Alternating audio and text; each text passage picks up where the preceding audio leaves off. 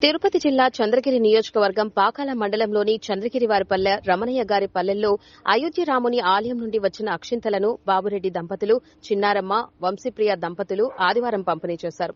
చంద్రగిరివారి పల్లెలో చిన్న రథంలో శ్రీరామ దంపతుల చిత్రపటంతో పురవీధులలో ఊరేగుతూ భజన, భక్తి పాటలతో ఇంటింటి దగ్గర పూజలు నిర్వహించి అక్షింతలు పంపిణీ చేశారు.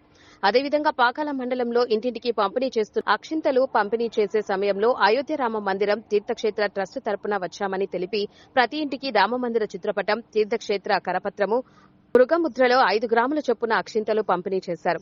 అక్షింతలు ఇంటికి వచ్చిన తరువాత వాటిని వృద్ధి చేసుకుని దేవుని పూజా మందిరంలో పెట్టుకోవచ్చు. వృద్ధి చేసుకోవడం అంటే మన ఇంట్లో తయారు చేసుకున్న అక్షింతలకు అయోధ్య నుండి వచ్చిన వాటిని కలపడమే.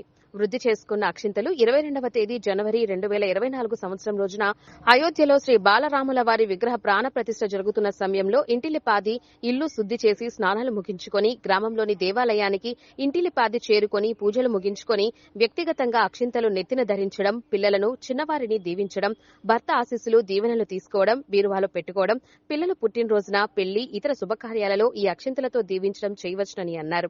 జనవరి 22న ప్రాణ ప్రతిష్ఠ రోజున దగ్గరలోని దేవాలయంలో ఉదయం 11 గంటలకు పూజా కార్యక్రమం మరియు అయోధ్య రామమందిర ప్రాణ ప్రతిష్ఠ కార్యక్రమ ప్రత్యక్ష ప్రసారాన్ని చూడటానికి ఏర్పాటు, హారతి మరియు ప్రసాద వితరణ ఉంటుందని చెప్పి అందులో కుటుంబ సభ్యులందరూ పాల్గొని తమ ఇంటి చుట్టుపక్కల ఉన్న భక్తులను దేవాలయానికి రమ్మని ఆహ్వానించాలని పేర్కొన్నారు. ఆ రోజు సాయంత్రం సూర్యుడు అస్తమించిన తరువాత తమ ఇంటి ముందు కనీసం 5 దీపాలు వెలిగించాలని, వీలైతే ఇంటిని విద్యుత్ దీపాలతో అలంకరించాలని చెప్పారు.